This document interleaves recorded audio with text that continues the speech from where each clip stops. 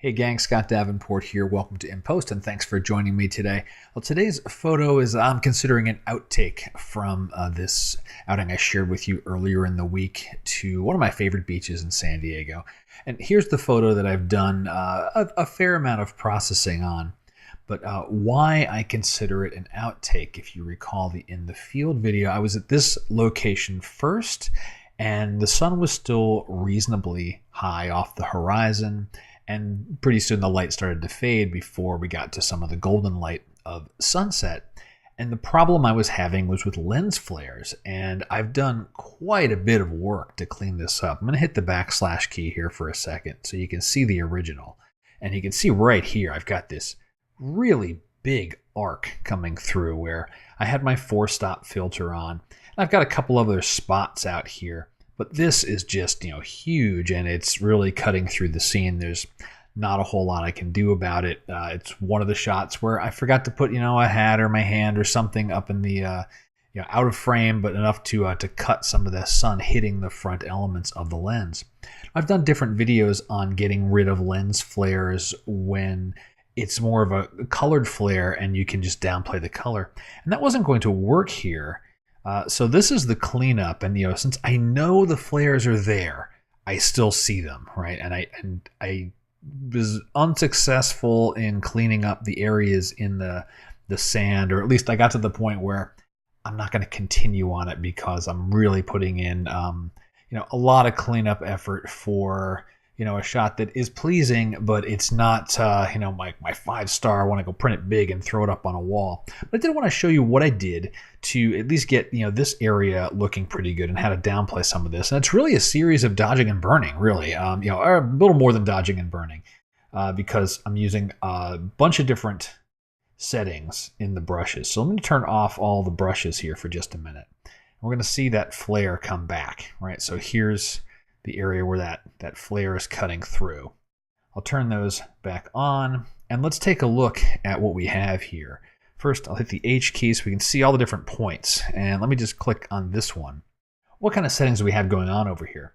I'm lowering exposure. This is a shadowy area of rock. I want that exposure to go down. I'm boosting up contrast. That's giving me a more amplification of dark and light, and since this area is mostly dark, it's going to help darken things.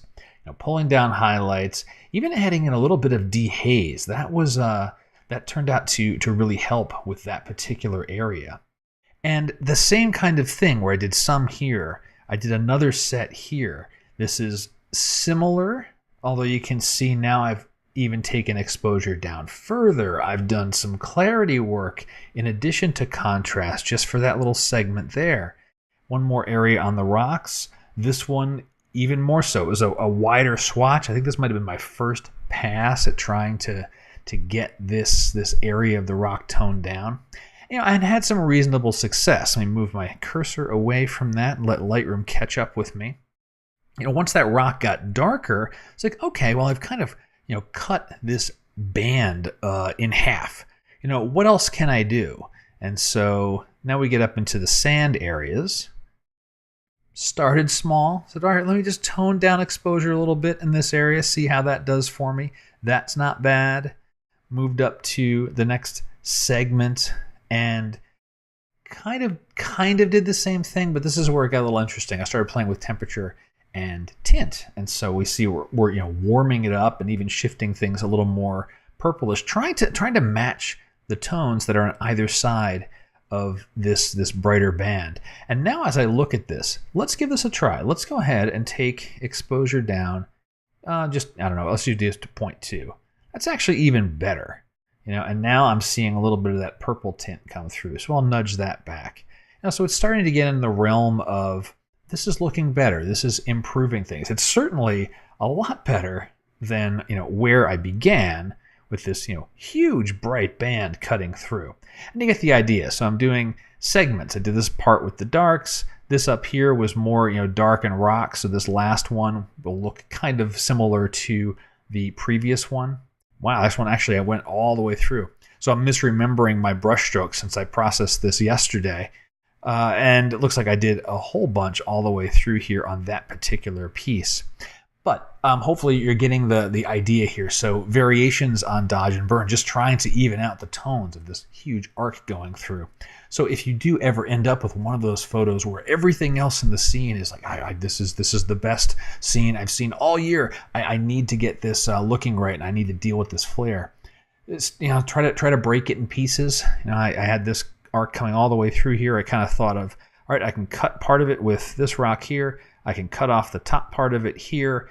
What do I do in the middle and try and fill in the gap? So now that I've played with that one exposure adjustments, I might do a little bit more work here and maybe mimic some of that brush stroking out there.